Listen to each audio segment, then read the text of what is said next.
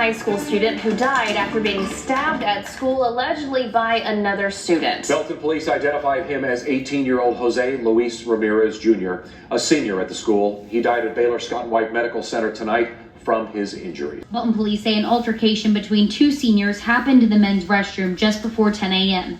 And then 18-year-old Caysen Allison allegedly stabbed 18-year-old Jose Joe Ramirez.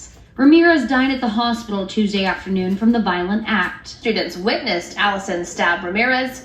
The affidavit claims that Allison was arrested a short time later at his home. Trial today, a jury found former Belton High student Kase Allison guilty of criminally negligent homicide. It's the least severe charge he faced, as the jury found him not guilty of murder and manslaughter. Say it with your chest. Welcome to Chesley Major Channel, Chesley Major Media. I'm your host, Chesley Major, and we about to get into it in a major way. Let's go. What's going on, fam? Good evening, good day. Welcome to Chesley Major Media. I'm your host, the one and only Chesley Major. Before we get started, do me a solid. Smash up the likes, and if you're not subscribed to the channel, go ahead and subscribe to the channel. Hit that little icon bell down below so you'll get a notification every time I drop something new. All right. So I'm here to talk to you today about the similarities of these two cases. Caysen Allison, Carmelo Anthony. Caysen Allison, as of last week, was found not guilty for red rum M1 on Joe Ramirez. He had a $1 million bond too. His bond was dropped down and he was out on bond and he was able to fight the case. That is Caysen Allison I'm speaking of. Carmelo Anthony, he had a $1 million bond. Bond was dropped down, $250,000, same as Caysen Allison. Everybody's in an uproar. Everyone has been quiet about Caysen Allison's case. I didn't hear anybody talking about, dude, he's a M1 red rummer, Caysen should stay in jail, dude. All in the comments. As I mention Caysen Allison every time someone jumps in my comments and try to go head to head with me on this issue. No one has nothing to say, but he was found guilty of the lesser charge. The lesser charge, he may get a year, 6 months, or probation. Negligent homicide. Like I said, I don't think the kid, Carmelo Anthony that is, may get away scot-free, which I think he should, but I don't think so. That's going to be tough in this anti-black W supremacy system we live in. At the same time, M1, no. Caysen Allison, he juked Joe Ramirez 4 times in a fight in the bathroom. Now, allegedly, Carmelo Anthony was defending himself against not one, allegedly 2 twin attackers over 200 pounds. But let's jump into some video. Check this out. It has been a long couple of days with the jurors deliberating for nearly 11 hours in total, and many people anxiously awaited the verdict. And as you can imagine, emotions were extremely high as they waited. Even before the jury came in, the entire courtroom was tense, with people on both sides of the court looking both nervous and already getting emotional. As the deputy read the verdict to the defense, there were gasps of shock and relief from both sides. And when walking out, the anger and frustration among Joe Ramirez's family and friends was clear, with one person throwing a water bottle against a wall, and another screaming as they walked out of the building. We did hear from Allison's defense attorney, Zachary Boyd, who says this was a hard case, but that they're relieved by the outcome. Now, allegedly, Joe Ramirez was a tough little kid that liked to fight, so he got took out by Caysen Allison. And as you can see, the courts ruled that it was more of a self-defense than an M1. And he did what he had to do to get him up off of him. Same case, different color lines. You got a black kid defending himself against a white kid. Then you got a white kid defending himself against a Hispanic kid. But I wonder, where's the white outrage for Joe Ramirez? His parents, of course, his family, of course.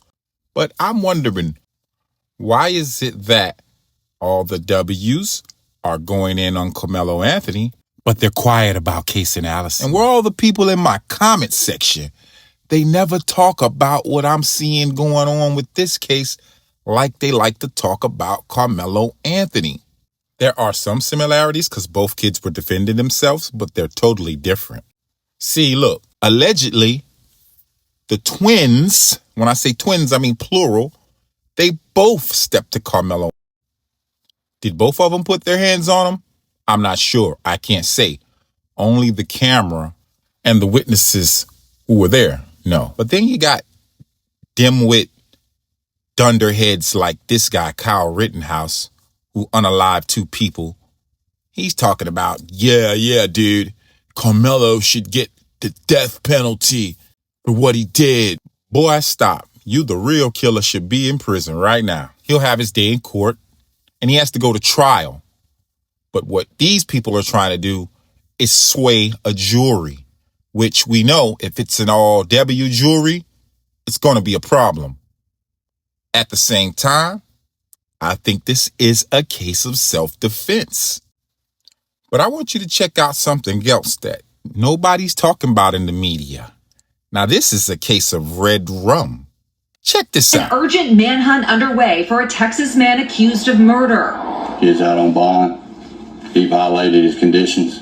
He cut that ankle monitor off, and now we're after him again. The U.S. Marshals joining the search for 32-year-old Trevor McEuen, who authorities say killed his neighbor in 2023. He was out on pre-trial release and had been scheduled to stand trial for capital murder on Monday. But instead, officials say he fled and now believe he's no longer in the area. He's moving. There's not a doubt about it.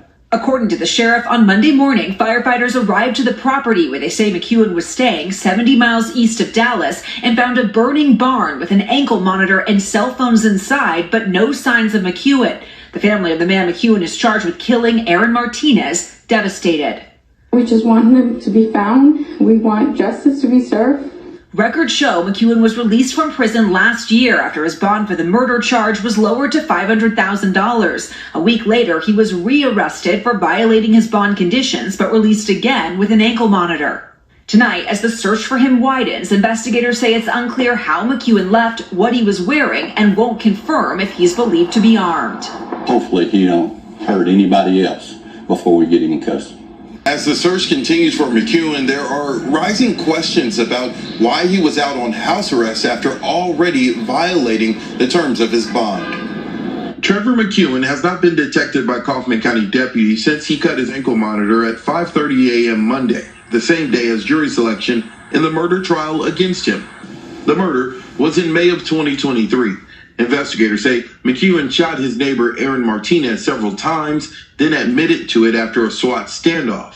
The following November, McEuen was indicted for capital murder. Then on September 6, 2024, he was released on a $2.25 million bond with an ankle monitor. A week later, September 13th, he violated social media restrictions on his bond and went back to jail. But now this is proof that they allow these people to keep getting out and committing these crimes. Yeah, Trevor right here. Got a bond, violated, another bond, violated, on the run. He was given a second chance, and on December 18th, posted a second bond of $2 million and again released with an ankle monitor. When we talked to Kaufman County Sheriff Brian Beavers Monday, he expressed frustration with the justice system, saying the victim's family was failed. It's a horrific crime. I mean, he's already proven to us that he'll violate conditions of bonds.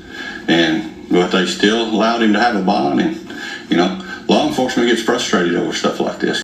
What's crazy about this case is if Trevor was black, he would have had no bond. And if his bond was reduced and he violated that bond, that was Trevor's last time seeing the streets.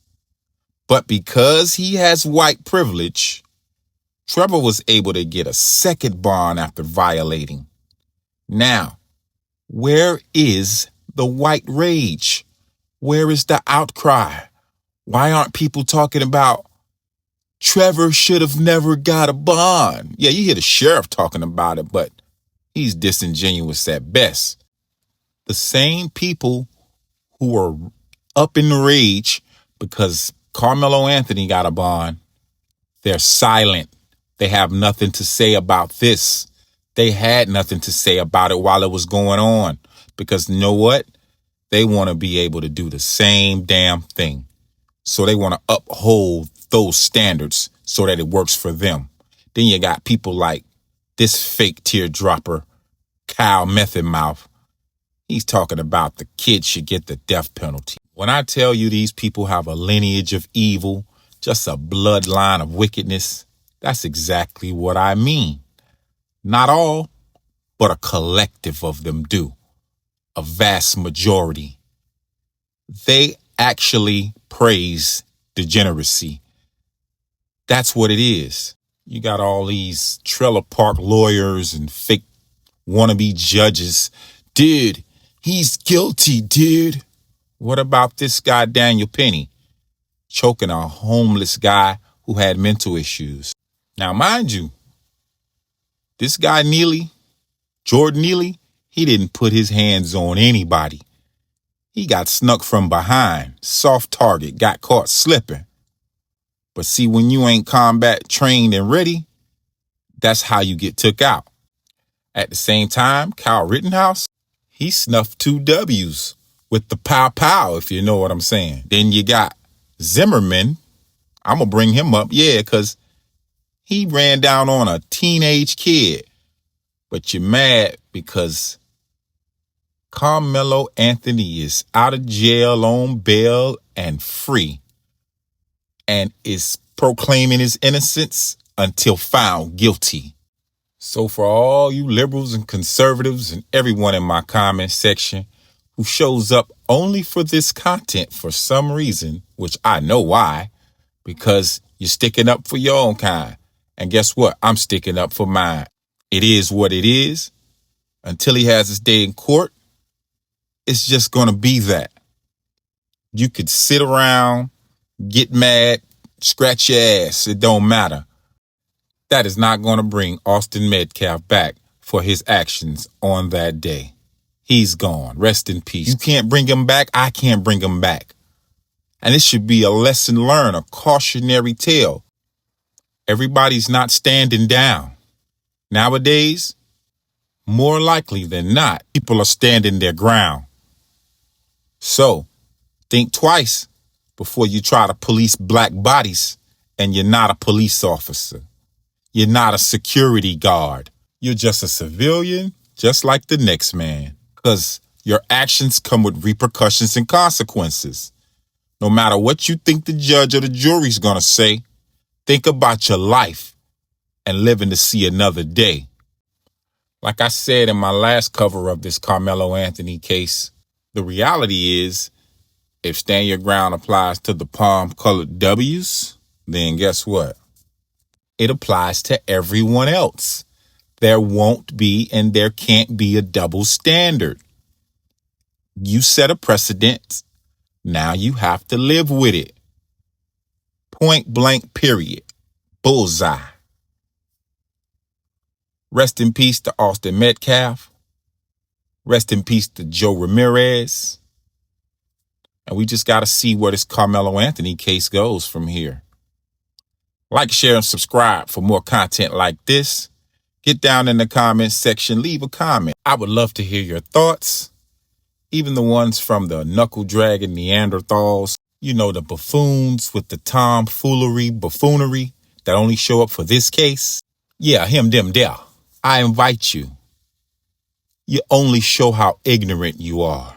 Yes, Lord, your hate is on full display for the entire world to see. And oh yeah, FYI, when you show up with your profiles that got the little kitties or the doggy dogs as your profile, I already know what type of time you on. Believe it. I am Chesley Major. Thanks for watching. See you on the next one.